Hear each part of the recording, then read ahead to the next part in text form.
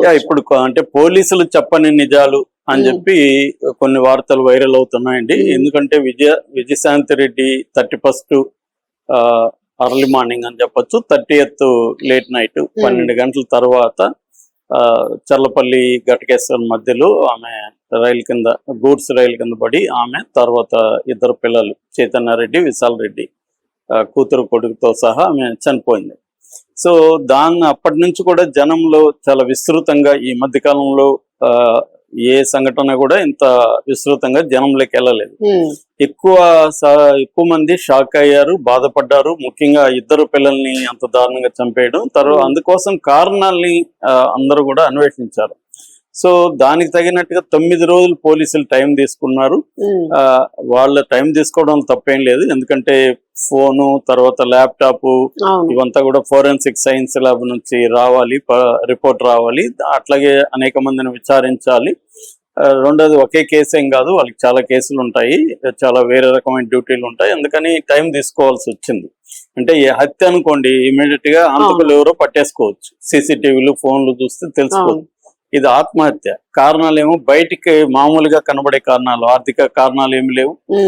ఇంట్లో గొడవలు గాని, వేధింపులు గాని, భర్త నుంచో ఇంకోరి నుంచో అత్తగారి నుంచో వేధింపులు గానీ ఏమి లేవు. బ్రహ్మాండంగా ఉన్నారు వాళ్ళు, మంచి ఆస్తులు ఉన్నాయి, పిల్లలు బాగా చదువుకుంటున్నారు. ఈమెకి మంచి జాబ్ ఉంది, ఐటీలో ఆమె ఐటీ రంగంలో ఒక టీమ్ మేనేజర్ గా ఉంటున్నారు. ఆమె కింద 14 మంది పనిచేస్తున్నారు, సొంత ఇల్లుంది. సో ఇన్ని ఉండి కూడా ఆమె చనిపోవడానికి కారణం ఏంటి అనేది ఇది వచ్చింది. బిగినింగ్ లోనే ఇంకేమన్నా డిప్రెషన్ అయిండొచ్చా అన్న యాంగిల్లో చర్చలు నడిచాయి. కానీ అవన్నీ కాదు, ఆమెని ఎవరో ఫాలో అయ్యారు, బ్లాక్ మెయిల్ చేశారు అనేది ఒకటే కారణం వచ్చింది. అట్లాగే రెండోది భర్తకి ఈమెకు మధ్య ప్రాబ్లమ్స్ ఉన్నాయి. ఆయన 4 ఏళ్ళుగా దూరంగా ఉండడం, ఈమె ఇక్కడ ఒంటరిగా ఉండడం, దానివల్ల ఆ ప్రాబ్లమ్స్ ఏవో వాటిలో నుంచి ఆమె ఆత్మహత్య చేసుకుందని. మూడోది ఫైనాన్షియల్ ప్రాబ్లమ్స్ ఉన్నాయి, ఈమెకి ఆస్తులు ఉండొచ్చు కానీ దానికి సంబంధించిన డిస్ప్యూట్స్ ఉన్నాయి. రెండోది ఆమెకి కంపారిజన్ ఉంటుంది, వాళ్ళ బ్రదర్ రియల్ ఎస్టేట్, వాళ్ళ అన్న చిరంజీవి రెడ్డి. సో ఈమెకి పొలం 1 ఎకరానే ఉందని అంటూ ఉంటది ఇప్పుడు అని తల్లి కూడా చెప్పింది. మరో పక్కేమో సెంటిమెంటల్ గా ఈమె పేరుతోనే ప్రాజెక్టులు కానీ, ల్యాండ్ ఎక్కడ కొన్నా లేకపోతే ఏమన్నా ప్రాపర్టీ కొన్నా ఈమె పేరుతో పెడతారని చెప్తున్నారు. భర్త కూడా ఈమె అకౌంట్లకి శాలరీ కూడా ఇస్తాడని. సో అందువల్ల ఆమెకు ఆస్తి ప్రాబ్లమ్స్ ఉన్నాయి, ఇష్యూ ఉన్నాయనేది బ్యాంక్ అకౌంట్స్ దగ్గర నుంచి డాక్యుమెంట్స్ అన్ని కూడా పోలీసులు తీసుకెళ్లారు. ఆ యాంగిల్లో కూడా క్షుణ్ణంగా పరిశీలించారు. ముఖ్యంగా ఏంటంటే కొన్ని చెక్ లిస్ట్ వేసుకుని ఇది కాదు అనుకుంటా పోలీసులు చేసుకుంటా వచ్చారు. 0 in on అంటారు, 0 in on ఏ సమస్య మీద ఫోకస్ చేసుకుంటూ వచ్చారు.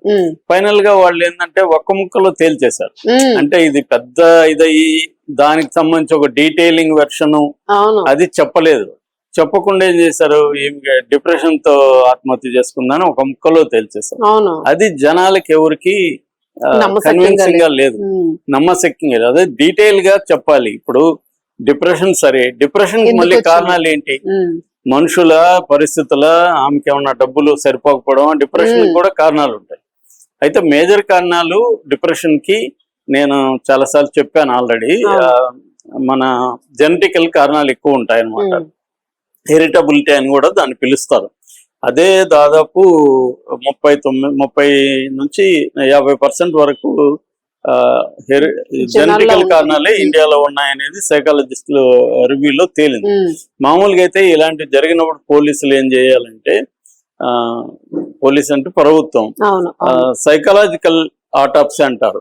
ఈ సైకలాజికల్ ఆటాప్సీ అనేది చేయాలి. ఫిజికల్ గా చేస్తారు కానీ సైకలాజికల్ గా ఆటాప్సీ చేయాలంటే దీంట్లో ఫ్యామిలీ కౌన్సిలింగ్, ఇటువంటి డిప్రెషన్ వీటిలో ఎక్స్పర్ట్లుగా ఉంటున్న అనుభవం ఉన్న సైకాలజిస్టులను పెట్టి 2-3 టీమును పెట్టి వాళ్ళ దగ్గర చేయిస్తే వాళ్ళు ప్రొఫెషనల్ గా చేస్తారు. ఇది ఎందుకు అవసరం అంటే ఆమె ఎందుకు చనిపోయింది తెలుసుకోవడం అనే దానికోసం కాకుండా, బతికున్న వాళ్ళు ఇలాంటి సిమిలర్ గా ఉన్న ఇష్యూస్ ఉన్న వాళ్ళు దీన్ని ఎలా డీల్ చేయాలి, వాళ్ళ ఫ్యామిలీ గాని ఫ్రెండ్స్ గాని వాళ్ళు ఎలా గుర్తించాలి, అసలు ముందుగా ఒక వ్యక్తి మనతో కూడా ఉన్న వ్యక్తికి డిప్రెషన్ ఉందా లేదా అని మనం ఎలా గుర్తించాలి. ఎందుకంటే ఈమెకు ముందే భర్త గుర్తించున్నా, వాళ్ళ అన్న చిరంజీవి రెడ్డి గుర్తించున్నా, ఆఫీస్ లో వాళ్ళు గుర్తించున్నా కొంత మేలు జరిగేది. సో పిల్లలు గుర్తించున్నా, ఎందుకు ఎవరు కూడా గుర్తించలేకపోయారు? ఇది అందరికి ఆశ్చర్యం.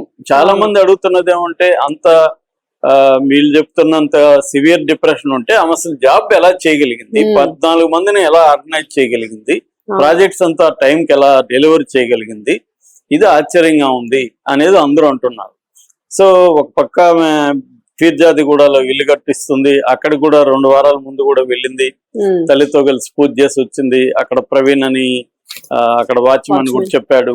సో ఇలాగా ఇది ఎలా సాధ్యం అనేది ఎక్స్ప్లెయిన్ చేయాలి. సాధ్యం కావచ్చు అది కూడా, ఎందుకంటే ఒక్కోసారి డిప్రెషన్ ఉంటే బయట వాళ్ళకి తెలియకపోవచ్చు. బయట నవ్వుతూ ఉంటాము, బయట మనం నటిస్తాం, పర్ఫార్మెన్స్ లో ఉంటాం. బయటకు వస్తే మనం రెండో వ్యక్తి ఉంటే మనం పెర్ఫార్మెన్స్ మోడ్ లోకి వెళ్ళిపోతాం, అందరూ చేసే పని.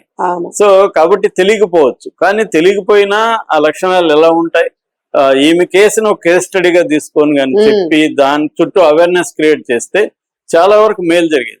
పోలీసులు అంటే పోలీసులను నేను ప్రత్యేకంగా ఒక గ్రూప్ అని అనట్లేదు, నెక్స్ట్ ఎలా చేయాలి ఇలాంటివి అనేటప్పుడు సైకాలజిస్టులు కానీ వీళ్ళు చెప్తున్నది ఏంటంటే, ఇలాంటి వచ్చి పబ్లిక్ లో విపరీతంగా వెళ్ళినప్పుడు దీన్ని తీసిపారేసి ఒక ముక్కలో డిప్రెషనే ఆమె ఆత్మహత్య కారణం అని చెప్పేస్తే అది కన్విన్సింగ్ ఉండదు, ఎవరు కూడా నమ్మరు. అందుకని అందరూ కూడా కాన్స్పిరసీ థియరీని ఇప్పటికి కూడా నమ్ముతున్నారు. సో వేరే కారణాలు ఉన్నాయి, ఆమెకు ఆ ఫోన్ చూడలేదంట, ఇది పట్టించుకోలేదంట, సెకండ్ ఫోన్ వదిలేశారంట, ఇలాగా ఎందుకు వస్తున్నాయంటే ఈ కారణాన్ని కన్విన్సింగ్ గా వీళ్ళు చెప్పలేదు. కన్విన్సింగ్ గా చెప్పాలంటే ఈమె డిప్రెషన్ కారణాలు ఏంటి అంటే, నేను ఇందాక చెప్పినట్టుగా ఒక సైకలాజికల్ ఆటోప్సీ లేదా సైకలాజికల్ ప్రొఫైలింగ్ అనేది చేయాలి. చేస్తే దానివల్ల చాలా అవేర్నెస్ పెరుగుండేది చాలా మందిలో. అంటే ఇలాగా ఉన్నప్పుడు బిగినింగ్ స్టేజ్ లోనే గుర్తించి, ఎందుకంటే డిప్రెషన్ కి ఖచ్చితంగా కొన్ని లక్షణాలు ఉంటాయి. నేను అది కూడా చాలా సార్లు చెప్పాను. సిమ్టమ్స్ ఉంటాయి, అంటే దేని మీద ఇంట్రెస్ట్ లేకపోవడం, నిద్ర పట్టకపోవడం, ఇరిటేషను, తర్వాత గ్రూప్ లో కలవకపోవడం, ఎవరితోకి ఫోన్లు సరిగా తిక్కిపోవడం, దేని మీద కూడా ఇంట్రెస్ట్ ఉండదు. అంటే యాంటీ హ్యాపీనెస్ గా ఉంటారు వాళ్ళు. అందరూ హ్యాపీగా ఉంటే వీళ్ళు సాడ్ గా ఉంటారు, ఈ సాడ్ పాటలు వింటుంటారు. ఈ లక్షణాలు పక్కన ఉన్న వాళ్ళు ఎలా గుర్తించాలి అనేది ఈమె కేస్ స్టడీ తీసుకోండి. ఎందుకంటే ఈమె ఒకటే పోయింటే అది వేరే విషయం. ఈమె 2 పిల్లల్ని ఎలా తీసుకెళ్ళింది, దానికి కూడా పోలీసులు కరెక్ట్ గా జవాబు చెప్పలేకపోతున్నారు.